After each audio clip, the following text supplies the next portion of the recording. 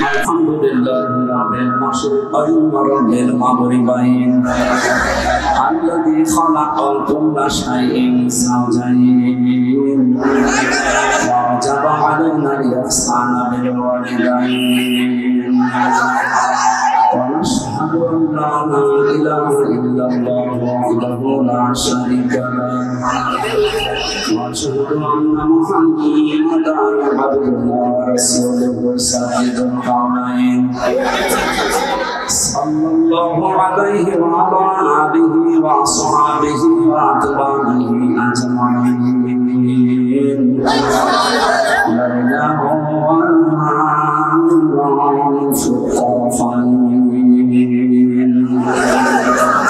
فقد قال الله تعالى في كلامه المجيد وبرهانه التوحيد أعوذ بالله من الشيطان الرجيم بسم الله الرحمن الرحيم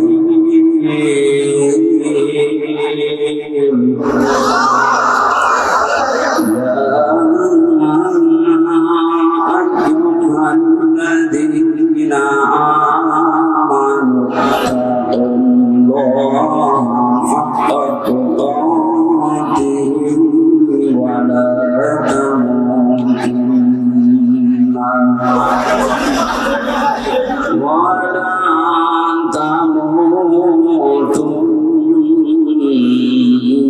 إلا وأنتم مسلمون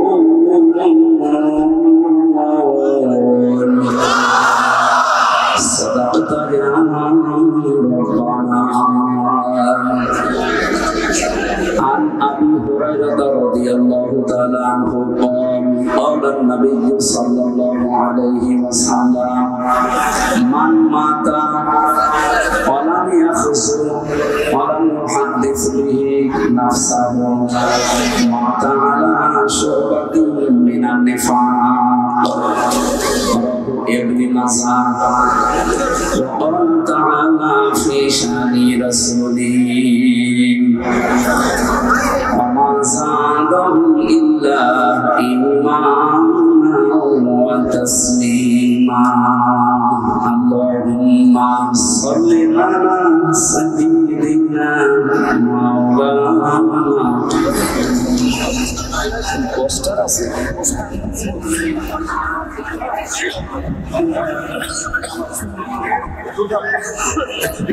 poster করা যায় বাংলাদেশ জামাত ইসলামী দুর্গাপুর উদ্যোগে আলহামদুলিল্লাহ বাংলাদেশের ঐতিহ্যবাহী জেলা যশোর বেনাপুর থানা এটা বেনাপুর থানার উদ্যোগে বাংলাদেশ জামাত ইসলামী দুর্গাপুর ওয়ার্ড এটা 2 নম্বর ওয়ার্ডের উদ্যোগে আয়োজিত তাফসীর কোরআন মাহফিলের সাধারণ সভাপতি জনাব আব্দুল মাজিদ আতাল্লাহু আমরাহু ওয়া বারাকাল্লাহু ফি হায়াতি মাহফিলের প্রধান অতিথি শাইখুল মাশায়েখ বিশিষ্ট ইসলামী চিন্তাবিদ শিক্ষাবিদ আমাদের অভিভাবক জনাব মাওলানা আজিজুর রহমান কর্ম পরিষদ সদস্য বাংলাদেশ জামাত ইসলামী কেন্দ্রীয় কমিটি এখানে বসা আছেন যশোর পশ্চিমের বাংলাদেশ জামাত ইসলামীর জেলা আমির মাওলানা হাবিবুর রহমান দামাত বারাকাতুহুল আলিয়া এতক্ষণ পর্যন্ত যারা এখানে আলোচনা রেখেছে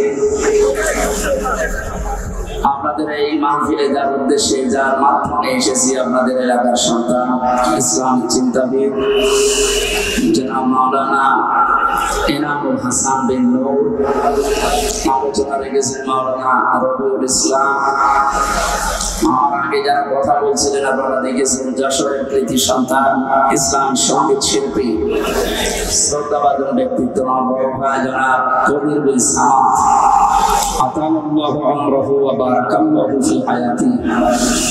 এর আগে সুরের জগতে মাতিয়ে রেখেছিলেন যশোরের আর কৃতি সন্তান ইসলামিক সঙ্গীত শিল্পী বিশিষ্ট আইনজীবী জনাব অ্যাডভোকেট রকমান রকমান ভাই মঞ্চে বসে আছেন।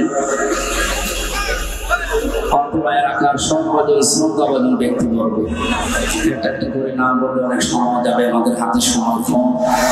আমরা একবারেই সবার জন্য দোয়া চাচ্ছি, দোয়া করছি। আল্লাহ যার ইমান আমল আছে সে অনুযায়ী দুনিয়া আখিরাতে তার সম্মান মর্যাদা যেন আরো বাড়িয়ে দেন, বলেন আমিন। সামনে বসা মুসলমান ভাইরা, পর্দার আড়ালের সম্মানিতা মা এবং বোনেরা, প্রশাসনের ভাইরা, প্রাণ প্রিয় যশোরবাসী,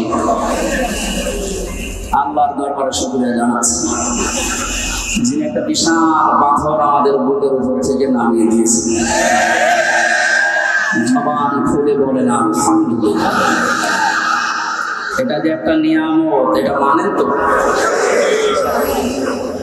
অনেকে এখনো পর্যন্ত নিয়ামত স্বীকার করতে রাজি না। তারা তো আসলে টের পায়নি, তারা তো বেহেশতে ছিল। এই কারণে ওরা যে নিয়ামত এটা এখনো মানে না, বলে না এটা একটা গজব। হ্যাঁ, ওয়ালা ইয়াজিদু যালিমিনা ইল্লা খাসারা। জালেমদের জন্য দিন যত যাবে এই দেশে এখন তাদের ক্ষতি বৃদ্ধি হতে থাকবে। কারণ কি আনাজিলু মিনাল কুরআনি মা হুয়া শিফাউ ওয়া রাহমাতুল লিল মুমিনিন। এই কোরআনে কারীম নাযিল করার ধারাবাহিকতায় আল্লাহ এমন এমন বিধান দিয়েছেন যেগুলো মুমিনদের জন্য শিফা, রোগ মুক্তির কারণ। ব্যক্তি, পরিবার, সমাজ এবং রাষ্ট্রে যে রোগগুলো আছে কোরআনে কারীম দিয়ে আগামীতে সবগুলো সংশোধন করা হবে ইনশাআল্লাহ।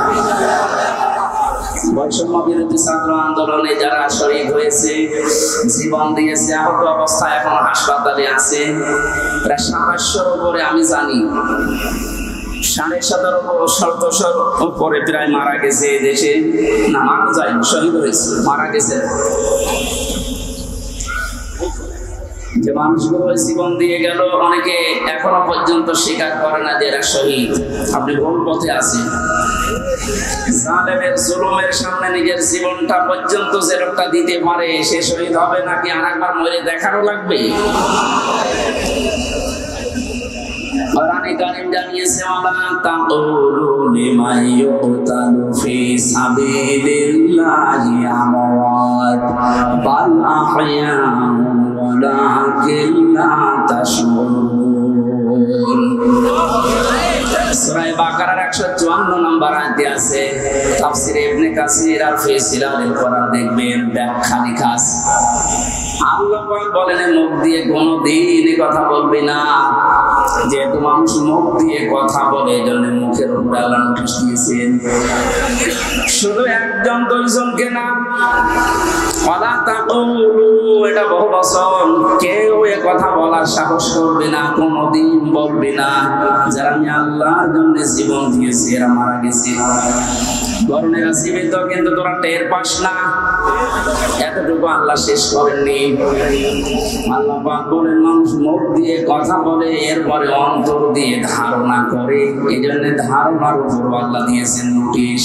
ওয়ালা তাহসাবান্নাল্লাযীনা কুতিলু ফি সাবিলিল্লাহি আমওয়াতা বাল আহইয়াউন ইনদা রাব্বিহিম ইরযাকুন। সূরা আলে ইমরানের ১৫৯ নম্বর ও ৭০ নম্বর আয়াতে আছে। রব্বুল আলামিন বলেন ধারণাও করবে না কোনোদিন মনে মনে যারা শহীদ হয়েছে এরা মারা গেছে, না, এটা ধারণাও করা যাবে না। এত মর্যাদা আল্লাহ তাদেরকে দিয়েছেন। মাওলানা রবিউল ইসলাম এখনই মরার দরকার নেই, যদি মরে ইমান নিয়েও যদি মারা যায়, এটা এখন যুবক মানুষ এখন বাঁচবে, ছাড়ের কথা বলবে, এমনি কয়েকদিন পর মরে যাবে। উনি যদি ইমান নিয়েও মারা যায়, কয়েকদিন আগে হজ করে এসেছি তো আলহাজ জাহাঙ্গীর আলম প্রফেসর মাহমুদ, উনি যেন মারা যায় ইমান নিয়ে মারা গেল, কবরে রেখে আসবে, ঘুমিয়ে পড়বে, কিয়ামতের আগে উঠবে, এর আগে আর খবর নেই, এতটুকু শেষ।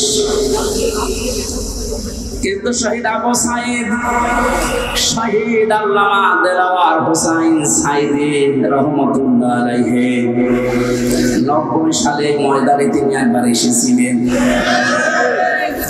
এখন চলছে 24 সাল, এই 34 বছরের ভেতরে এখানে আর কোরআনের কথা এভাবে মনে হয়নি।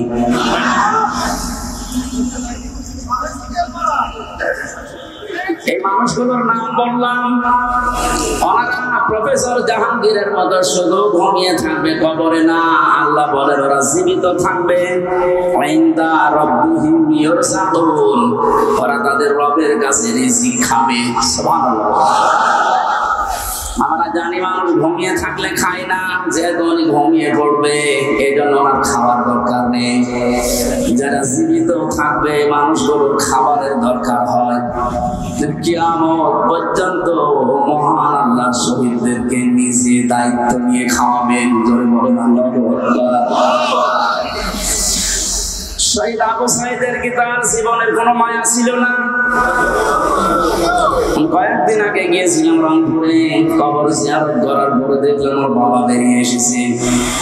আমার বন্ধু আমার ছেলেটা ছোটবেলা থেকে প্রতিবাদী, অন্যায় দেখলেই ওর নিজের সমর্থনে তার বড় প্রতিবাদ করত। এই শব্দটাকে তো আমরা চাই। অন্যায় যেখানে হবে প্রতিবাদ সেখানে হবে, এটার আরবি নাম জিহাদ। এটাকে উল্টিয়া উল্টা পাল্টা নাম দিয়ে বহু নিচে নামিয়ে ফেলেছিল ইসলামের বিদ্বেষী তারা বানিয়েছে শব্দটাকে জঙ্গি, টেররিস্ট, সন্ত্রাসী, আরো কত রকমের নাম দিয়ে পৃথিবীর মানুষকে দেখিয়েছে যে এই দেশে জিহাদের নাম নিয়ে বিশৃঙ্খলা তৈরি করার জন্য অনেকে চেষ্টা চালিয়েছে। এটা সবচেয়ে বেশি ভূমিকা পালন যারা করেছে, আমি নাম নিয়ে বলি, কাউন্টার টেররিজমের ওই সময়ের যে প্রধান ছিল মনিরুল ইসলাম। আমার যতটুকু বাস্তবতায় জ্ঞান আছে কোরআন আর হাদিসের উপরে, এই লোকটার অ্যাক্টিভিটিস, এই লোকটার কাজ কামের কারণে, এই তৎপরতার কারণে যত মানুষের জীবন এদেশে নষ্ট হয়েছে, গুম হয়ে আছে। এখান থেকেও একজন গুম হয়েছে, রেজওয়ান। এই শব্দটা শুনতে যদিও ছোট মনে হচ্ছে, এটাতে কত বড় ভয়ানক এবং বিপজ্জনক একটা শব্দ। যারা এখন দায়িত্বে আছেন এত কড়াকড়ি করেন, কিয়ামতের আগে যেন এই দেশে আর কেউ গুম না হয়। আর আমরা চাই এই গুম শব্দের সাথে যারা জড়িত ছিলেন একটাকেও যেন ছাড়া না হয়। কোথায় গেছে ওই মনিরুল? কে যেন সেদিন কানা লোককে দেখলাম অন্ধ, গান বানিয়েছে। কোথায় কাদের কাকা? অন্ধ মানুষ।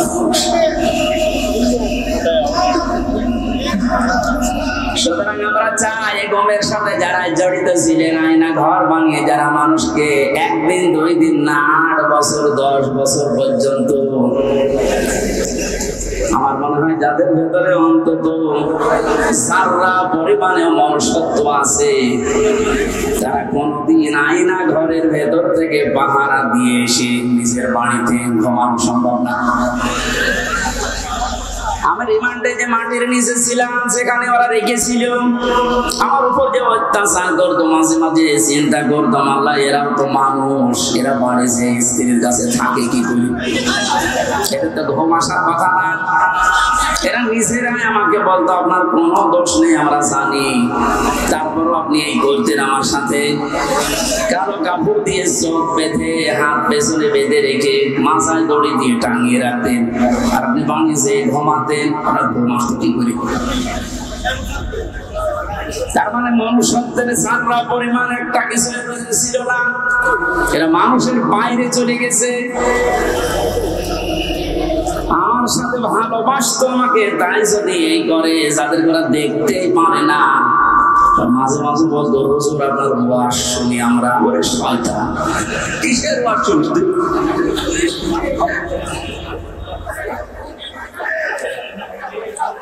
আমি এখান থেকে একটা মেসেজ দিতে যাচ্ছি, যেহেতু রেকর্ড হচ্ছে।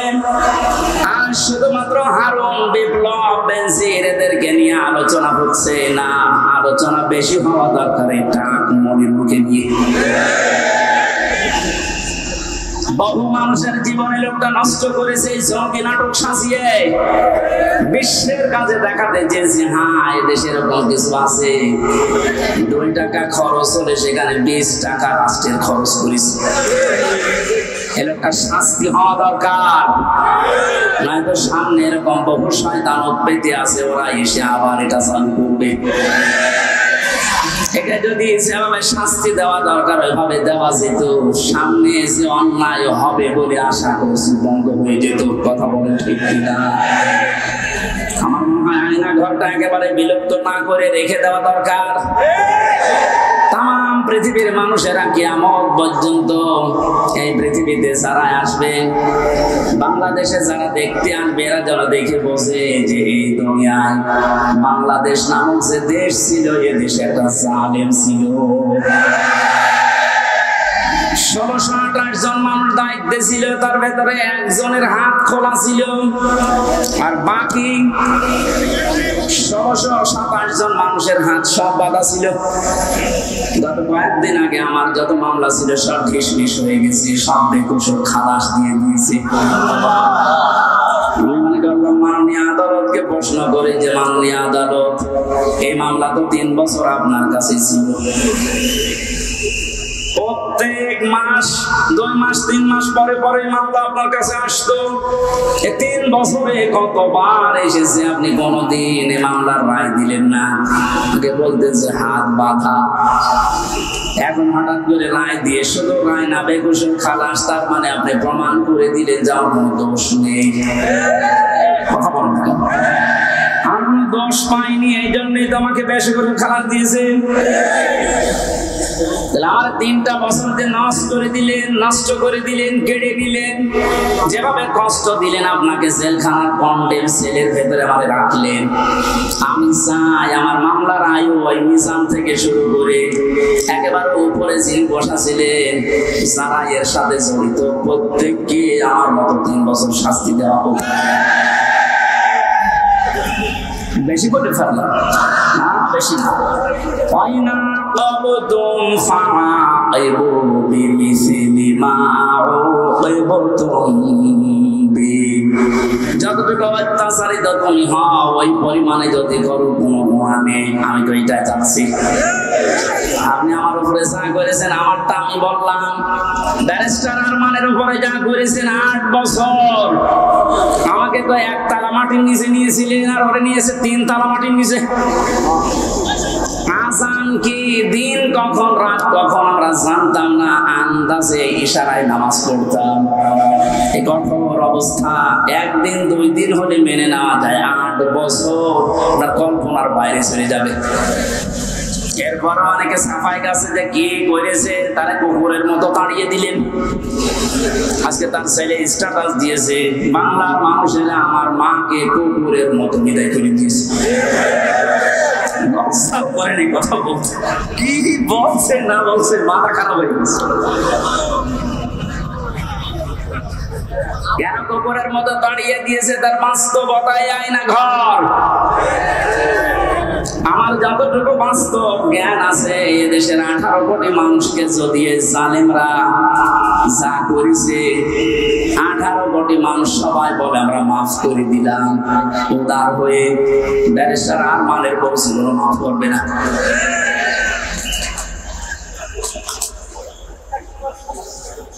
যে লোকটা নিজের জীবন এভাবে দিয়ে শাহাদাত বরণ করলেন, বাংলার হাজার হাজার মানুষকে মুক্ত করার জন্য মুখ খুলে কথা বলা, বুক ফুলিয়ে বেড়ানো, এই সুযোগ যিনি করে দেওয়ার জন্য উৎসাহ দিলেন শহীদ আবু সাঈদ। তাকে পর্যন্ত অনেকে শহীদ বলতে রাজি না, বলছে আত্মহত্যা করেছে। মানুষ কি অবস্থায় ছিলেন এই 16 বছর আপনি টের পাননি? আপনি টের পাবেন কি করে? আপনি তো বাতিলের 5টা গোলামি করেছেন। আমাকেও বলেছিল কুষ্টিয়া ভার্সিটিতে ওলা মালিকের সেক্রেটারি তোমারে বানাবো, শুধু আমাদের উন্নয়নমূলক কাজগুলো তুলে ধরবা। কি উন্নয়ন করেছেন আপনি? শুধু মোড়ে মোড়ে মানুষের ছবি আর মূর্তি। কত হাজার কোটি টাকা খরচ করে এগুলো বানালেন, কি হয়েছে? 5 তারিখে 1:30টার সময় পালালেন, 5টা বাজতে বাজতে এদেশের একটা জায়গা আমি আর দেখলাম না। আছে দুই এক জায়গায় দেখেছি একটু সিটা ফোটা ওই রংপুরের এলাকায়, ওখানে আবার উপরে লিখে দিয়েছে চোর। কি অপমান করলে আপনি অপমান হবেন? এখন পর্যন্ত যদি কেউ জালেমের সাফাই গানের মাসলুমের পক্ষে কথা না বলেন, আপনি আর এক জালেম। শহীদ আবু সাইদ যেটা করে দেখিয়েছে, শহীদ মুক্ত ভাই, ইয়ামিন ভাই, রায়হান ভাই 1750 উপরে জীবন দিয়েছে এই দেশে 5 তারিখের রাত পর্যন্ত।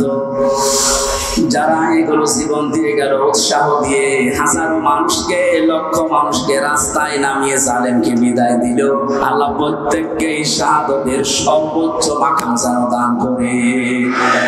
কোনদিনে কথা বলবেন না ওরা মারা গেছে, ধারণাও করবেন না। বৈষম্য বিরোধী ছাত্র আন্দোলন করতে গিয়ে যে 9 দফা আমি দেখতে পেয়েছিলাম, এর 2 নাম্বার যে দফা ছিল রাষ্ট্র সংস্কার করবে, তারা শুরু হয়ে গেছে অলরেডি।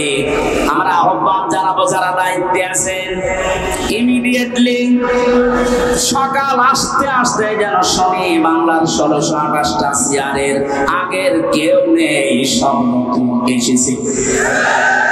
এটা এত জরুরি এখন, কারণ এগুলো সব ছিল জালেমদের দোষর। জালেমের একা ক্ষমতা ছিল না, এগুলো সব সাহায্য করেছে।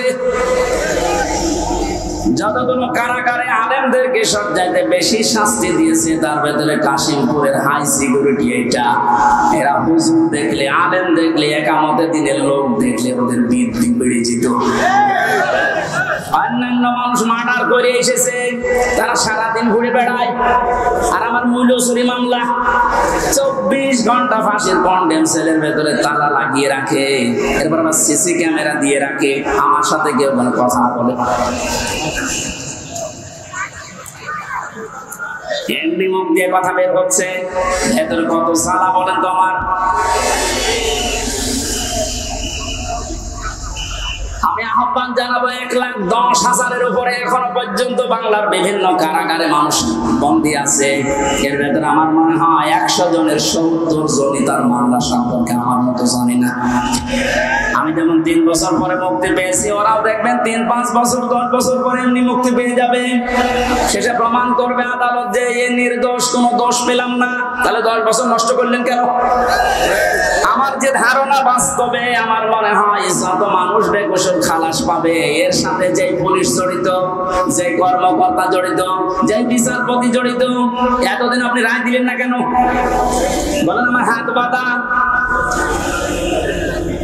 হাইকোর্টের বিচারপতি যদি বলে আমার হাত বাঁধা, চেয়ারে বসা দরকার কি? ভ্যান চালিয়ে খান।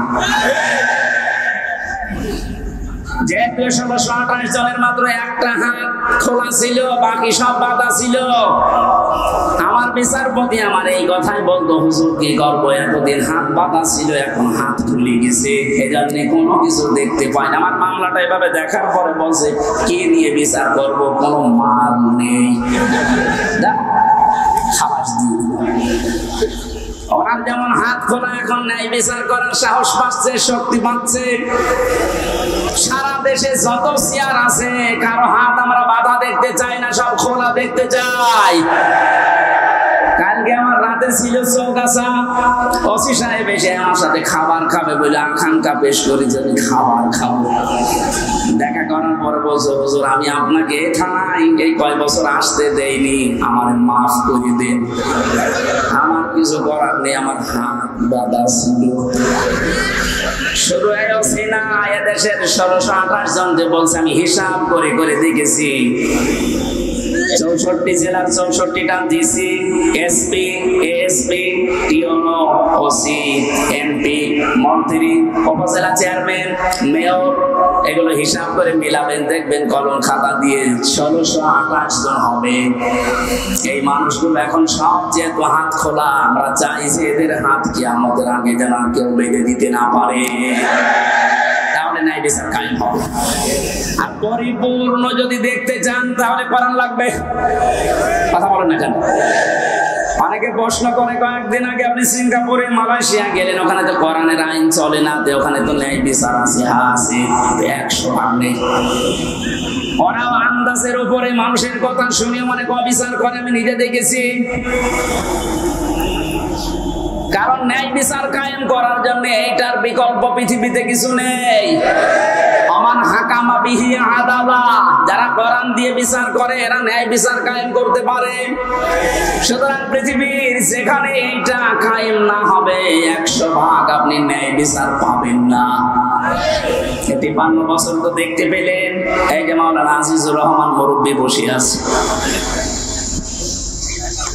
53টা বছরই হয়তো উনি দেখেছে, ওনার বয়সটা দেখছি, বাবা চালিয়েছে উনি দেখেছে, স্বামী চালিয়েছে উনি দেখেছে, চাচা চালিয়েছে উনি দেখেছে। আমাদের তো 92 সালে জন্ম, চাচা পর্যন্ত মনে হয় আমি পাইনি, কিন্তু বুবুরটা ভাবিকটা তো দেখলাম। কথা বলছেন না কেন? 53 বছরে কি হয়েছে সব দেখতে পেলাম, বিশেষ করে এই 2 ট্রাম। কাঙ্ক্ষিত মানের কি আসে তা তো সবই দেখেছি, কারণ মুখে মুখে খালি বুড়ি ওড়েছে, উন্নয়নের মহাসড়কে দেশ চলছে। এজন্য আহ্বান জানাচ্ছি, এখন শুধু বাকি আছে এইটা দিয়ে দেশ চললে কেমন দেখা যায়।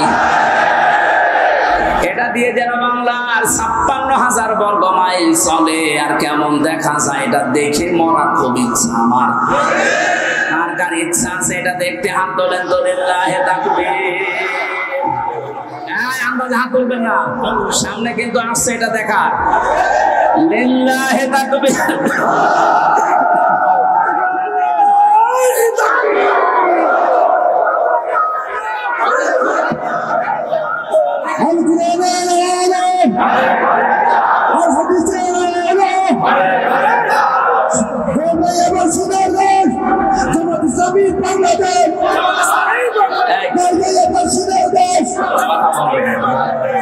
আমি একটা হাদিস বলছি, এবার দেখেন তো এটা মানা যায় কিনা। না 98% সঠিক, আর 2% সমস্যা আছে নাকি? এদেশে এক দরবেশ বলে না যে কোরআনেও সমস্যা আছে, মেজর না বলে নাই দরবেশে। আমি এখন যে হাদিস বলছি কি 98% না 100% সত্য? 100% সত্য যদি বিশ্বাস করেন মানবেন তো। عن أبي هريرة رضي الله تعالى عنه قال قال النبي صلى الله عليه وسلم এক কথা বলেন কেন? কথা বন্ধ করেন। এটা গুরুত্বপূর্ণ বিষয়, ভালো করে শুনেন, শুনতে পারলে হবে। বসেন। মান ইত্তাবাআল হুদা বিগাইরিল কুরআন আদাল্লাহুল্লাহ। তিরমিজি শরীফের হাদিস, যে 6টা গ্রন্থ হাদিসের অথেন্টিক আছে তার ভিতরে এটা একটা। আল্লাহর নবী জানিয়েছেন এই পৃথিবীতে কোরআন বাদ দিয়ে কেউ যদি কোনো জায়গায় ভালো হওয়ার নিয়তেও যায়, আল্লাহ নিজে দায়িত্ব নিয়ে তাকে গোমরা বানিয়ে দেয়। আর আমরা জানি গোমরা মানুষ যাবে কোথায়? ধরে জোর হলো না, বলেন আর একবার। এবার হাদিসের বাস্তব ব্যাখ্যা শোনেন। কোরআন যেখানে নেই এখানে যদি আপনি ভালো হওয়ার নিয়তেও যান, আপনাকে খারাপ বানানোর দায়িত্ব হামজার। তাহলে দল্লায়া দিল্ল দিত, আপনি নিজেই নিজেকে খারাপ বানিয়ে ফেলেছেন। এটা যেহেতু ভাবে ইফাম থেকে এসেছে,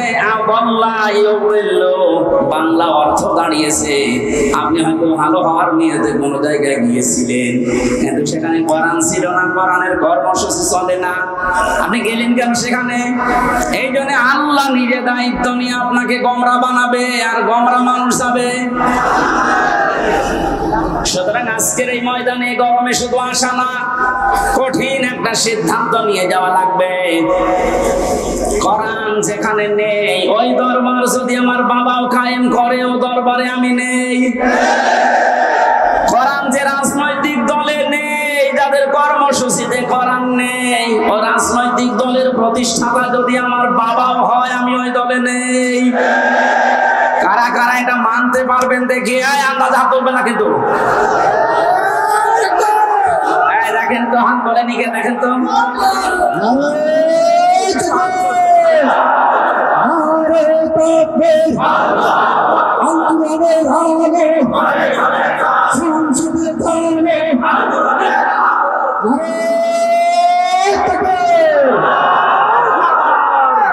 পুলিশের হাত তোলার দরকার, পুলিশ তো নিরপেক্ষ থাকবে, পুলিশ হাত না। তারপর আপনাদের কোরআনের পক্ষে থাকা লাগবে। আপনি কি জাহান্নামী হতে চান? এটা আমি আর কি করার জন্য, খেলা করার জন্য বলি না। কোরআন যেখানে নেই সে যে দল হোক, যদি জামাতে ইসলামী বাংলাদেশের ভেতরে কোরআন না থাকে, কোরআনের কর্মসূচি না থাকে, এই দলে থাকা, এখানে সাপোর্ট করা হারাম। বলেন। কিন্তু কোরআন যদি থাকে, কোরআনের কর্মসূচি থাকে, ওখানে সাপোর্ট করা, রায় দেওয়া, ভোট দেওয়া, সমর্থন দেওয়া, সুপারিশ করা ফরজ, নামাজের মতো ফরজ। বলেন। আমার মনে হয় মাহফিল আজকে হয়ে গেছে, যদি আপনি মেনে নিতে পারেন তাহলে মোনাজাত করে দিই।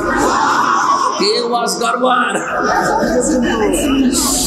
আজকে আমরা তেলাওয়াত করেছি গুরুত্বপূর্ণ একটা আয়াত, সূরা আলে ইমরানের 102 নম্বর আয়াত। আমরা তো জন্মের পর থেকে আয়াতটা শুনছি, কিন্তু তিনটা বিষয়ের ভেতর আল্লাহ এমন ভাবে সাজিয়েছেন, যেহেতু তাফসীরুল কোরআন মাহফিল লিখেছেন, আমরা হক আদায় করার একটু চেষ্টা চালাচ্ছি ইনশাআল্লাহ। জবান খুলে আগে একটু তেলাওয়াত করেন। আউযু বিল্লাহি মিনাশ শাইতানির রাজিম। বিসমিল্লাহির রহমানির রহিম। ইয়া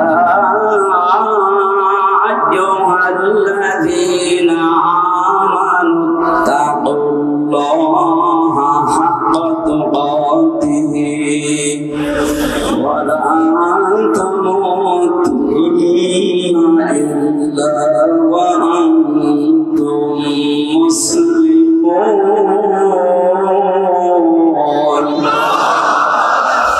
সূরা আলে ইমরান নামকরণ আছে, ঐতিহাসিক প্রেক্ষাপট আছে, বাস্তবতার কিছু শিক্ষা আছে। সবগুলো বলতে গেলে আবার আসান হয়ে যাবে। আমি কিন্তু এখান থেকে যে শিক্ষাগুলো বের করতে পেরেছি ওইগুলো আপনাদেরকে আমি শোনাচ্ছি। আল্লাহ প্রথমেই ডাক দিয়েছেন শুধু ঈমানদারকে। এই আয়াতের মুখাতাব যারা, তারা ঈমানদার, কোনো বেঈমান এই আয়াতের ভেতরে নেই। এখানে যদি কোনো বেঈমান থাকেন আপনি চলে যান। দেখেন তো কোনটা যাচ্ছে না, এটা না। বেঈমানের আর ঈমানের কি পার্থক্য? মানে আমি যে ঈমানদার এটা বোঝা যাবে কখন? ইদা সাল্লাতকা হাসানাতুকা ওয়া সাআতকা সাইয়্যাতুকা ফাআনতা মুমিন। সাহাবী প্রশ্ন করলেন, হে নবী, আমার যে ঈমান আছে আমি কিভাবে টের পাবো? বিশ্ব নবী বলেন, যখন তোমার ভালো কাজগুলো তোমাকে আনন্দ দেবে, অন্যায় কাজ দেখলেই তোমার কষ্ট লাগবে, তখন বুঝবে যে তোমার ঈমান আছে। এই বেনাপোলে এমন মানুষ আমি পেয়েছি, ভালো কাজ দেখলে করলে ওর আনন্দ লাগে না, কষ্ট লাগতো। এই ময়দানে এনামুল হাসান আমার মাহফিল নিয়েছিল। এখানে যিনি ওই সময় দায়িত্বে ছিল, কি অপূর্ব নাকি নাম যেন, সে যে হাসান হোক, এতটুকু মনে আছে আমার। লোকটা আমার নিজে জানিয়েছে, আপনি যেন যশোর পার হবেন না, মানুষ দেশের বাপার। এখন মামলা খেয়েছে, এখন টের পাচ্ছে। অন্যায়ের ফেরেশতা দেখলাম, ফেরেশতা যদি ওরে ধরে ওর বাপ বলার সময় দেবে না।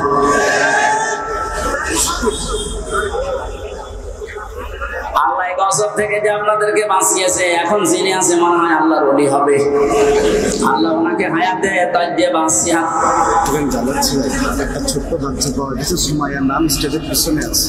একটা ছোট বাচ্চা পাওয়া গেছে, সুমাইয়া স্টেজের পেছনে আছে। যদি কারো হয়ে থাকে মাইকের আওয়াজ যাচ্ছে যত দূর, ওখান থেকে নিয়ে যান। আমার ভাইরা, কি বলতে গেলাম তো সাথে ভুলে গেলাম। হঠাৎ করে আসলে ঠিক আছে, ওইটুকু মনে আছে আমার। সম্মানিত ভাইরা, যিনি আছেন দায়িত্বে, এই যে কিছুদিন আগে যশোরে যিনি এসপি হিসাবে দায়িত্ব পালন করার জন্য এসেছেন, ওনার একটা ভিডিও দেখলাম। মানে দায়িত্ব নেওয়ার পর তিনি জানিয়েছে, পুলিশের এই চাকরি আমি জান্নাতে যাওয়ার মাধ্যম মনে করি। এটা একটা আল্লাহর ওলি যদি এই কথা মতো কাজ করতে পারে। মসজিদের ইমাম সাহেব যদি বলে আমি ঘুষ খাই না, ওরা ঘুষ দেবে কে? আর বেড়াপনের ওসি সাহেব যদি বলে আমি ঘুষ খাই না, এটা আল্লাহর ওলি? কারণ একেবারে আল্লাহ সব খুলে দিয়েছে। সুতরাং যিনি দায়িত্বে আছেন, আল্লাহ যেন তার ভেতরে যশোরের এসপি সাহেবের মতো আল্লাহর ভয়, আখিরাতের ভয়, জান্নাতের আশা ঢুকিয়ে দেন। বলেন আমিন। আমি ওসি সাহেবের জন্য দোয়া করছি। বিশাল আয়োজনে অনেক আঞ্জাম দিয়েছেন, অনেক পুলিশ সদস্য পাঠিয়ে, যদিও পুলিশরা দাঁড়িয়ে আছে, কিছুই করছে না। কোন ঝামেলা হলে একটু দেখেন ভাই, আশা করছি হবে না। এখন কিছুদিন আগে বাংলাদেশ জামাতে ইসলামী কুষ্টিয়া জেলা শাখার থেকে 550 আলেমকে দাওয়াত দিয়েছিল। সব ঘরানার আলেমরা এসেছিল। 550, 3.5 ঘন্টা 4 ঘন্টা আমরা আলোচনা রেখেছি কোরআন হাদিস দিয়ে। কোনো বাধা নেই, কোনো উস-বিস নেই। আপনি বলেন তো 5 তারিখের আগে আগস্টের 550 না 5.5 জন আলেম এক জায়গায় হলে 10টা মামলা হয়ে যেত। কোথা থেকে আল্লাহ কোথায় আমাদেরকে পৌঁছিয়ে দিয়েছে, এ নিয়ে আমাদের শুকরিয়া আদায় করা দরকার না? আসলে এই নিয়ামত ব্যয়ের শুকরিয়া আদায়ের মাধ্যম 3টা। আপনাদেরকে আমি খুব শর্টকাটে বলছি। পৃথিবীতে যে কোনো নিয়ামত যদি পান, নিয়ামতের যে শুকরিয়া আদায় এতদিন শুনেছেন যে আলহামদুলিল্লাহ বললেই হয়ে গেল না, এটা একটা বাক্য। এটা কি? নিয়ামতের শুকরিয়া আদায় হবে 3টা বিষয় মানলে। 1 নম্বরে আপনাকে মুখে বলা লাগবে যেটা নিয়ামত। এটা কি? এ দেশের 100 জনের 80 জন বিশ্বাস করছে, মেনে নিয়েছে যেটা নিয়ামত। খালি 20 জন এখন মানে না। এক কথা বলুন। এটা একটা উদাহরণ আমার মনে পড়ছে। হোস্টেলে খাবার খায় 100 জন। সকালবেলা ওদের দেওয়া হয় পাউরুটি আর কলা। 20 জন বলছে চা দেওয়া হচ্ছে, এইভাবে দেওয়া হোক, আমাদের অসুবিধা নেই। 80 জন বলছে না, এই খাবার আমরা খাবো না, আমরা মেনু পাল্টাতে চাই। হোস্টেল ম্যানেজারকে ডাক দিয়েছে যে স্যার, আমরা কেউ চাই রুটি, কেউ চাই রোল, কেউ চাই খিচুড়ি, এভাবে বিভিন্ন নাম দিয়েছে। উনি বলছে তাহলে ভোট দাও। ভোট দিয়ে দেখা গেল যে 20 জন আগে ছিল কলা পাউরুটি, ওরা 20 জনই আছে। বাকি ভোট দেওয়ার পরে 15 জন চেয়েছে রোল, 18 জন চেয়েছে সিডা, 19 জন চেয়েছে হয়তো খিচুড়ি। এভাবে ভাগ ভাগ করে দেখা গেল যে 80 জন ভাগ হয়ে 20 পর্যন্ত আর যেতে পারে না। এটা বললাম এই কারণে, এখন কিন্তু সময় ঠিক ওই কায়দায় চলছে। এই কথা বুঝলেন? আমরা সংখ্যা এখন কম না। 5 তারিখের পর থেকে আজকের 11 তারিখ, আজকে 11 তারিখ না, 1 মাস 6 দিনের রিপোর্ট আমরা পেয়েছি, বিবিসি রিপোর্ট দিয়েছে। 5 তারিখে, আগস্টের 5 তারিখের আগ পর্যন্ত এই দেশে মাত্র 100 জনের 15 থেকে 16 জন মানুষ চাইতো যে দেশে ইসলাম কায়েম হোক। কিন্তু 1 মাস 6 দিনের ব্যবধানে গতকালকের রিপোর্ট, এই দেশে এখন 41 জন, কয়েকদিন আগে 36 জন ছিল, এখন 100 জনের 41 জন মানুষ চাচ্ছে যে এই দেশে ইসলাম কায়েম হোক। এভাবে যদি কিছুদিন যেতে থাকে, আপনি দেখবেন 51% মানুষ যদি চায় যে দেশে আল্লাহর আইন দিয়ে চলুক, কোন মহারথী আর বাধা দিয়ে ঠেকাতে পারবে না ইনশাআল্লাহ।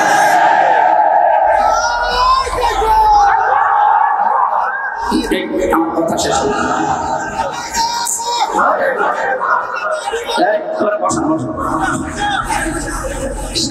ভাইরা, আমরা 80 জন, এরপরও আমরা 20 জনের সাথে পারছি না, কারণ ওরা সব এখনো কলা বাবুটে দিয়ে আছে। কথা বলেন, আমরা 80 জন যদি এখন ভাগ ভাগ হয়ে 15, 17, 18, 19 যায়, 20 পার হতে না পারি, কিয়ামতের আগে কিন্তু এদেশে আল্লাহর বিধান আসবে না। আমরা চাই ছোটখাটো বিষয়ে সব মতপার্থক্যবাদ। এই আয়াতের পরবর্তী আয়াতে এই কথাগুলো আল্লাহ দিয়েছেন, তোমরা সবাই মিলে ঐক্যবদ্ধ হয়ে আল্লাহর রজুকে আঁকড়িয়ে ধরো। মাওলানা মামুনুল হক হাফিজাহুল্লাহ 3 বছর আমার সাথে ছিল পাশের রুমে। উনি মাঝে মাঝে আমার বলতেন, হামজা বাইরে ভাবতাম কি আর ভেতরে এসে দেখছি কি। আমরা মারামারি করতাম বাইরে 5 কলিনা 3 কলিনা লম্বা টুপি এই নিয়ে। মওদুদি রহমাতুল্লাহ আলাইহির এই ভুল আমরা ধরতাম।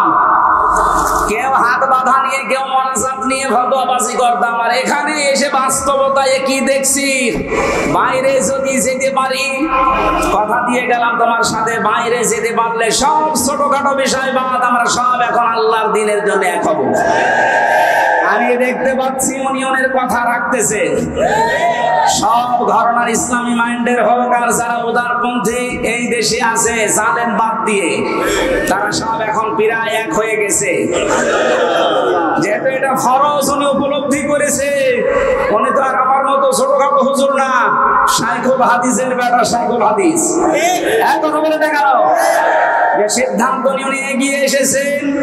আর যেভাবে মানুষ ছাড়া দিচ্ছে এদেশের সব ইসলামপন্থী মানুষেরা, সামনে একটা সম্ভাবনা আমি দেখতে পাচ্ছি। ভেতরের অবস্থাটা বাইরে এসে এখন যেটা বুঝলাম, আমার আল্লাহ মনে হয় চাচ্ছেন যে তার কালাম দিয়ে আমাদের এই দেশটা চলুক। এই জন্য পাঠাতে হবে ডিপজলকে, মিশন সওদাগরকে, পরিমণিকে পাঠাবেন, যাকে মাওলানা আজিজুর রহমান। কথা বলে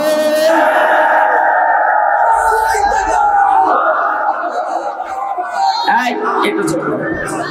সেদিন সিরাজগঞ্জে যাওয়ার পরে আমি নেতৃত্বের গুণাবলী 8টা এর উপরে কথা বলেছিলাম। এক জালেম এসে বলছে, হুজুর ওয়াজ হচ্ছে না রাজনীতি হচ্ছে? এইটাই আসলে আজ এতদিন পর্যন্ত আমাদের আদর্শ ঠিক করতে পারি নাই, এই কারণে এই মাথার উপরে যাদের ঝড়ি ছিল আমাদের পর্যন্ত আসি না। রাসূলুল্লাহ আবু সাইলের মাথা থেকে, আবু লাহাবের মাথা থেকে খাদ্যের ছুরি যখন আবু বকরের মাথায় দিয়েছেন, ওমরের মাথায় দিয়েছেন, এতদিন যারা খাবার পায়নি এখন খাবারের অভাব হয়নি। ছড়ি তো একই ছিল, শুধু মানুষ পাল্টিয়েছে। কথা বলেন ঠিক কিনা? আমরাও তো ছড়ি ঠিকই আছে, শুধু পাল্টিয়ে চাকলাদার মার্কা লোককে বাদ দিয়ে আমরা আজিজুর মার্কা লোক চাই। ছড়ি ঠিকই থাকবে, খাবারের অভাব হবে না ইনশাআল্লাহ। আমি কি বেশি বলে ফেললাম? কিসের বেশি, কম হয়ে গেছে। আমি যেটা বিশ্বাস করছি কোরআন পড়ে কোরআন দেখে সেটাই আমি জানাচ্ছি। খালি ঝড়ি পাল্টিয়ে দেন, এদেশে কোনো কিছুর অভাব নেই, শুধু সৎ নেতৃত্ব আর যোগ্য বন্টনের অভাব। এই কারণে আমরা খাবার পাই না। এগুলো ফিরিয়ে দেন, দেখেন কি হয়। আপনাদের এলাকা তো সাক্ষী, মাওলানা রিয়াসাত আলী। এখন বলছে না কেন? এই পাশের থানায় ছিল কে? মুহাদ্দিস আবু সাইদ। এর চাইতে জ্বলন্ত সাক্ষী আর কি চান? দিয়ে দেখেন তো এরকম মানুষকে।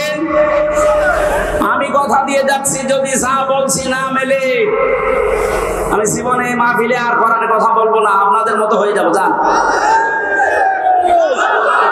এই জন্য আল্লাহ ভালো কাজ দেখলে যদি আমাদের ভালো লাগে, আনন্দ লাগে, অন্যায় দেখলে যদি কষ্ট লাগে, দুঃখ পান, বুঝবেন যে আপনার ভেতরে আর যা থাক ঈমান আছে। এইরকম ঈমানদারকে আল্লাহ ডাক দিয়েছেন, ইত্তাকুল্লাহ, আমি আল্লাহকে ভয় করো। তাকওয়ার ব্যাখ্যা এতদিন পর্যন্ত কি শুনেছেন আমি জানি না। অনেকে মনে করে তাকওয়া মানে বিশাল জুব্বা গায়ে দিয়ে, পাগড়ি মাথায় দিয়ে, হাতে একটা তসবিহ নিয়ে শুধু ওই সারের মতো পান খাবেন। পান খাই, আমি দেখেছিলাম বাস্তবে পাবনায় একবার। এক হুজুর আমার আগে ওয়াজ করছে, আমার ভাইরা, আমার এই পীর এত বড় আল্লাহর ওলি, প্রতিদিন 30টা করে পান খায়, প্রতি পানে হাতিমপুর জর্দা খায়। মরিদরা বলছে সুবহানাল্লাহ। এইটাই যদি সুবহানাল্লাহ হয়, নাউজুবিল্লাহ হবে কোন শব্দ? আপনাদের আপনাদের এলাকায় যেহেতু এই জিনিস তৈরি হয়, এই জন্য ওই জিনিসের কথা তো বলা যাচ্ছে না। এটাকে এখনো তৈরি হচ্ছে। আমি আকিস গ্রুপে চাকরি করতাম একদিন হাসপাতালে ঢাকাতে, ডাক্তার মোহাম্মদ মহিউদ্দিন আকিস সাহেবের বড় ছেলে। বলেছিলাম, স্যার এই অখাদ্য কুখাদ্য একটু বাদ দিয়ে অন্তত খাদ্য তৈরি করেন মানুষের। ওনারা মনে হয় এটা বেঁচে দেওয়ার কথা। কি করেছে আমি তো 3 বছরের ভেতরে আমি আর জানি না। এই যে এইরকম দৃশ্য দেখলে আমরা আল্লাহর ওলি মনে করি, তাকওয়াবান মনে করি না। তাকওয়া হচ্ছে যেখানে যিনি দায়িত্ব পালন করবেন ওই জায়গাতে শিক্ষা এবং দীক্ষা নিয়ে, কথাগুলো খেয়াল করেন, যেখানে যেই লোকটা বসবে দায়িত্ব পাবে ওই বিষয়ের উপরে তার শিক্ষা লাগবে, প্রশিক্ষণ লাগবে এবং বাস্তবে সে যেন সুচারুরূপে কাজটা আঞ্জাম দিতে পারে। এর আরবি নাম তাকওয়া। এইটাই করতে চাই বাংলাদেশ জামাত ইসলামী এবং ইসলামী ছাত্র শিবির। আমি বাস্তব দেখছি, এই কারণে বলছি, যোগ্যতা সম্পন্ন মানুষ শিক্ষা এবং দীক্ষা দিয়ে জায়গায় তুলে দেন, আল্লাহর কসমে দেশটা দাঁড়িয়ে যাবে ইনশাআল্লাহ। একটা নাস্তিক আল্লাহ বিশ্বাস করে না, অধ্যাপক আনিসুর রহমান, এই লোকটা ঘোষণা দিয়েছে বাংলাদেশ জামাত ইসলামী এবং ছাত্র শিবিরের হাতে 5টা বছর তুলে দেন। উনি গ্যারান্টি দিচ্ছে দেশে দুর্নীতি, চুরি, অন্যায়, অবিচার সব 5 বছরে বিদায় নিয়ে চলে যাবে। আল্লাহ বিশ্বাস করে না এই লোকটা এই কথা বলতে পারে। আর আপনি একটু নামাজও তো পড়েন, নামের আগে হাসি আছে, তাও আপনি বিশ্বাস করেন না। আপনি ফিরে এসে দেখেন কি হয়। আমার বংশের 100 জনের 98 জন ছিল এই জালেমের পক্ষে। আগস্টের 5 তারিখের বিকাল আসতে আসতে আমারে কল দিয়ে বলছে, বাবাজি আমরা সব পাল্টিয়ে গেছি, মানে সব আমরা এখন জামাতে ইসলামী, এখন জামাতে ইসলাম। ওরা বুঝে ফেলেছে যে জালেমরা এই পৃথিবীতে আর প্রতিষ্ঠিত হতে পারবে না, কারণ আমরা 80 জন, ওরা মাত্র 20 জন। এই কথা বলেন না কেন? এখানে ছোটখাটো বিষয় নিয়ে আর গন্ডগোল করা যাবে না। সব বাদ, সব এখন আমরা এক হব। 80 জন যদি এক জায়গায় হতে পারি, সত্য কথা বলছি, কিয়ামতের আগে এদেশ থেকে আর কোন জালেম চেয়ারে বসতে পারবেন ইনশাআল্লাহ। আমাদের উচিত হচ্ছে তাকওয়ার যে ব্যাখ্যাটা আধুনিক বললাম, তাকওয়া মানে আল্লাহর ভয়, তাকওয়া মানে নিষিদ্ধ কাজ ছেড়ে দেওয়া আছে। আসল ব্যাখ্যা এইটা, আর এইটাই জামাত ইসলামী বুঝেছে। এজন্য যোগ্যতা সম্পন্ন মানুষ তৈরি করা, শিক্ষা দেওয়া, প্রশিক্ষণ দেওয়া, ওই জায়গা চালানোর মতো কোয়ালিটি তৈরি করে বসিয়ে দেওয়া, এটা যদি সত্যি আমরা করতে পারি, এই তাকওয়া আল্লাহ কি জানিয়েছেন? ওয়ালাউ আন্না আহলাল কুরা আমানু ওয়াত্তাকাউ লাফাতাহনা আলাইহিম বারাকাতিম মিনাস সামাই ওয়াল আরদ। আল্লাহ বলেন, আমার উপরে ঈমান আনার পরে যদি তাকওয়া অবলম্বন করতে পারো, তার মানে এইভাবে যেভাবে প্রশিক্ষণ দিয়ে 3 মাস, 6 মাস, 1 বছর পরে পরে খুঁটি বানায় এক একটা, এভাবে যদি তৈরি করে নিতে পারো, আমি আল্লাহ গ্যারান্টি দিচ্ছি, লাফাতাহনা, লামে তাকিদ, সুপারলেটিভ ডিগ্রি, এটা যত রহমত বরকতের দরজা আকাশ জমিনে আছে আমি আল্লাহ সব খুলে দেব। জোরে বলেন সুবহানাল্লাহ। এটা আমরা দেখতে চাই না, চাই না? লাফাতাহানা দিয়েছেন আল্লাহ, আল্লাহর গ্যারান্টি মিথ্যা মনে হয়? বলেন 100 বিশ্বাস করে আল্লাহর কোরআনের এই সূরা আনআমের আরাফের 96 নম্বর আয়াতটা আল্লাহ যখন গ্যারান্টি দিলেন, ঈমান আছে তোমাদের, এই অনুযায়ী তাকওয়া অবলম্বন করো, যোগ্য ব্যক্তি তৈরি করে যোগ্য জায়গায় তুলে দাও, আমি আল্লাহ পাকেই 2টা শর্ত দেখলে আকাশ আর জমিনের বরকতের দরজা খুলে দেব। কত হাজার কোটি টাকা পাচার হয়েছিল, 4 ভাগের 3 ভাগ ফেরত আসতেছে ইনশাআল্লাহ। যারা দায়িত্বে আছে এই মানুষগুলো যদি এই করতে পারে, যাদের ভেতরে 100 তাকওয়া, ডক্টর এনায়েতুল্লাহ আব্বাসী কয়েকদিন আগে ঘোষণা দিয়েছে, তাকওয়াবান মানুষগুলো যদি সত্যি চেয়ারে বসতে পারে, শুধুমাত্র টাকা যা পাচার হয়েছে এগুলো না, যারা এখনো বন্ধ করে রেখেছে ওইগুলো আল্লাহ ফেরত নিয়ে এসে দেবে ইনশাআল্লাহ। এক দরবেশের দিকে তাকিয়ে দেখলাম 36,000 কোটি টাকা ঋণ করেছে। দরবেশের অবস্থা অবস্থা যদি এই হয়, যারা ধর্মবেশ এদের অবস্থা কোন জায়গায়?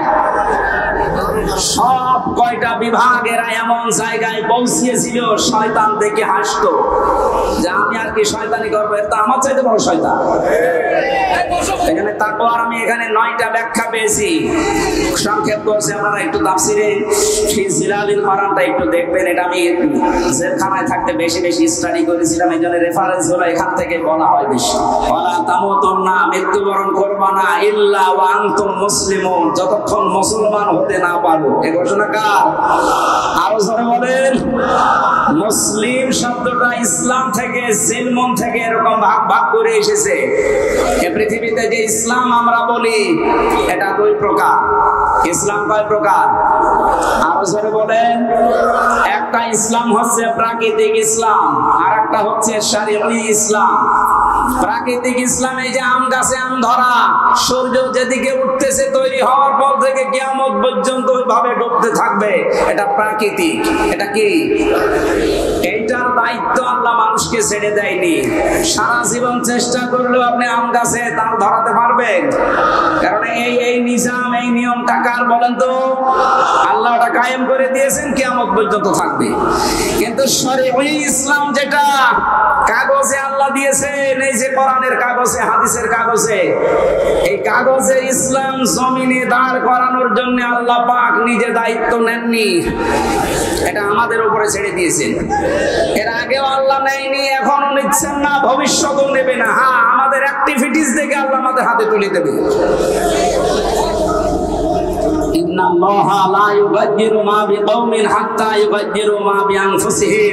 যতক্ষণ পর্যন্ত কোন জাতি নিজের ভাগ্য পরিবর্তনের চেষ্টা না চালায়, ততক্ষণ আল্লাহ ভাগ্য পরিবর্তন করে দেয় না। এই কথা মানেন তো?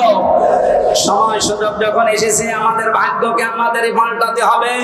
এই কাগজের ইসলামকে জমিনে নিয়ে আসা লাগবে ইনশাআল্লাহ। বলেন, এটা যদি সত্যি জমিনে ইজহার হয়ে যায়, মান করাল কোরআনা ফাস্তাজহারাহু, যে ব্যক্তি কোরআন পড়ে আর কোরআনকে বিজয় করার চেষ্টা করে, ফাহাল্লা হালালাহু ওয়া হারামা হারামাহু, এর হালালকে হালাল, হারামকে হারাম জেনে ছেড়ে দেয়, আদখালাহুল্লাহুল জান্নাহ, নবীজি বলেন আল্লাহ তাকে জান্নাতে দিয়ে দিয়েছে। বলেন আল্লাহু আকবার।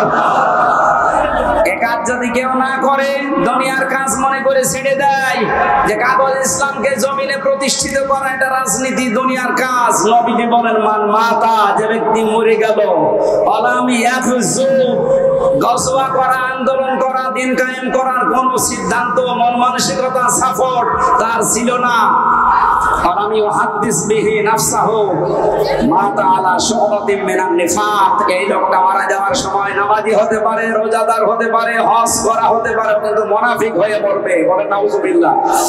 আল্লাহ আমাদের হেফাজত করুন। প্রচন্ড গরমে আর রাতের মাহফিল শেষ আমরা করি, এখানে খুব তাড়াতাড়ি করছি, এত গরমে আমারও সহ্য হচ্ছে না। আগামীতে নিয়ে আসলে রাতের বেলায় নিয়ে আসেন, এসার পরে তুলে দিলে আমরা কয়েক ঘন্টা কথা বলবো। রোহিতা আছে, এই সারের গ্রামে আছে, কিছুদিন পরে 8 ডিসেম্বর রোহিতা মনিরামপুরে, এখানে যাবেন এসার পরে ইনশাআল্লাহ। না, খুব কষ্ট হচ্ছে। আল্লাহুম্মা আমিন। লা ইলাহা ইল্লা আনতা সুবহানাক ইন্নী কুনতু মিনাজ জালিমিন। এই মাথাটা নিচু করেন, মাথা নিচু করেন, চোখ বন্ধ করেন। মা বোনেরা সহ যে যেখানে আছেন, আমার 100% বিশ্বাস হচ্ছে আজকের মোনাজাত কবুল হবে ইনশাআল্লাহ। মাথা নিচু করেন, মাথা নিচু করেন, চোখ বন্ধ করেন, জীবনের অপরাধ স্মরণ করুন।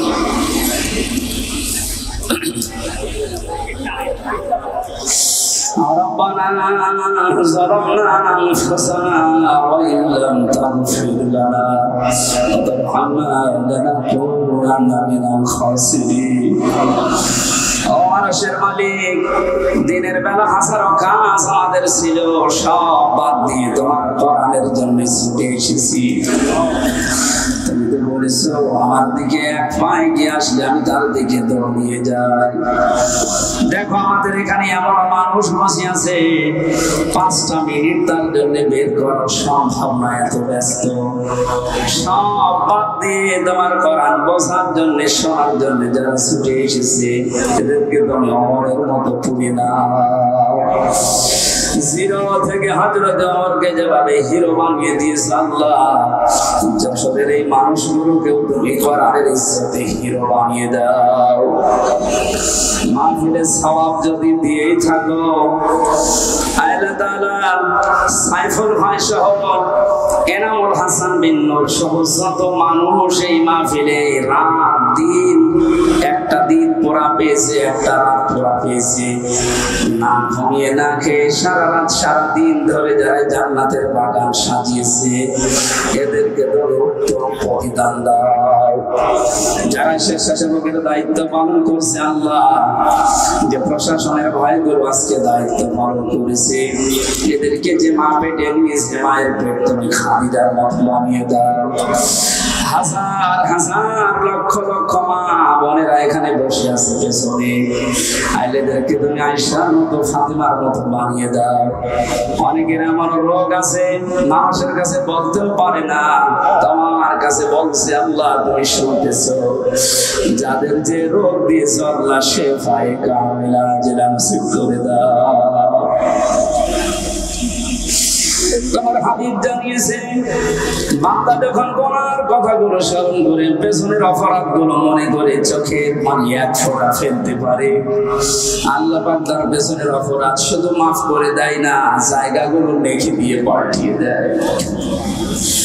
দেখো কত মানুষ এখানে বসে আছে মাথা নিচু করে, চক্ষু বন্ধ করে, জীবনের অপরাধগুলো স্মরণ করে করে তারা কাঁদতেছে।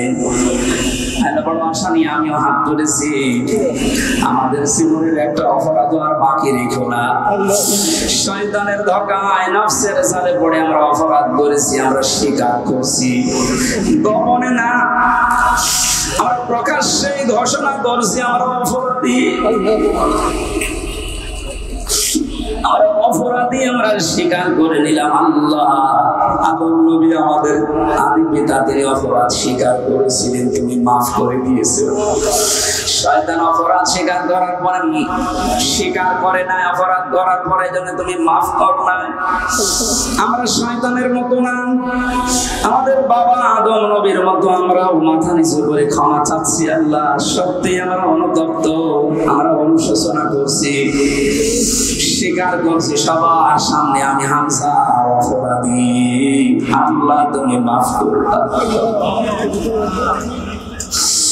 আস্তাগফিরুল্লাহাল্লাযী লা ইলাহা ইল্লা হুয়াল হাইয়ুল কাইয়্যুম ওয়া আতুবু ইলাইহি লা হাওলা ওয়ালা কুওয়াতা ইল্লা বিল্লাহিল আলিয়্যিল আযীম। রব্বুল আলামিন আমাদের অভিভাবক এখানে বসে আছে মাওলানা আসিফুর রহমান, আল্লাহ তাআলা তুমি তাকে কাঙ্ক্ষিত জায়গায় পৌঁছিয়ে জাতির খাদেম বানিয়ে দাও। মাওলানা হাবিবুর রহমান সাহেব আল্লাহ তাআলা কত আলেম এখানে বসে বসে দোয়া চেয়েছে, আমার সাথে মাওলানা হোসাইন এসেছে, ওর বাবাকেও হারিয়ে ফেলেছে, আমার বাবা বেঁচে আছে এজন্য আমি জানি না কি জিনিস। মাঝে মাঝে দেখে বাবার কথা বলেন, আল্লাহ মাওলানা হোসাইনের বাবাকে তুমি কবরে জান্নাত দিয়ে দাও। কবির বিন সামাদ ভাই তার বাবাকে হারিয়েছে, আল্লাহ তার বাবা আলেম ছিল, তার বাবাকে কবরে ক্ষমা করে দাও। অ্যাডভোকেট রবিউজ্জামান, রবিউল ইসলাম সহ এনামুল হাসান ভাই সহ শত আলেম এখানে এসেছে। যে বাড়িতে ছিলাম আল্লাহ সাইফুল ভাই, তার মাকে দেখলাম, তোমার বাবাকে মাফ করে দাও, তার সন্তানাদি যেগুলো আছে সালামতে রাখো। এই ময়দানে যারাই দায়িত্ব পালন করছে কোরআনের, আল্লাহ তুমি তার দিকে একটু এগিয়ে যাও। আগামীতে এই মাহফিলটা কোরআনের জন্য বিশাল আকারে কবুল করে নাও। এলাকায় মাটির নিচে যত মানুষ ঘুমিয়ে আছে কোরআনের ইজ্জতে মাফ করে দাও। যে যে কর্মজীবনে আছে, এই বেনাপুর বাজারে যত মানুষ ব্যবসা বাণিজ্য করে হালাল রুজিতে বরকত দাও। আল্লাহ ট্রাক যত মানুষ তার কর্মজীবনে ব্যস্ত আছে, কত ভাইরা আমার সামনে দিয়ে বিভিন্ন যানবাহন চালাচ্ছে, এদেরকে সহি সালামতে রাখো। রাস্তায় তুমি এদের বিপদ দিও না, এদের হালাল রুজিতে তুমি বরকত দিয়ে দাও। বারাকাল্লাহু লানা ওয়া লাকুম ফিল কোরআনিল আযীম। কখন কার মরণ চলে আসে জানি না, আজরাইলকে দেখার সঙ্গে সঙ্গে যেন পড়তে পারি লা ইলাহা ইল্লাল্লাহু মুহাম্মাদুর রাসূলুল্লাহ।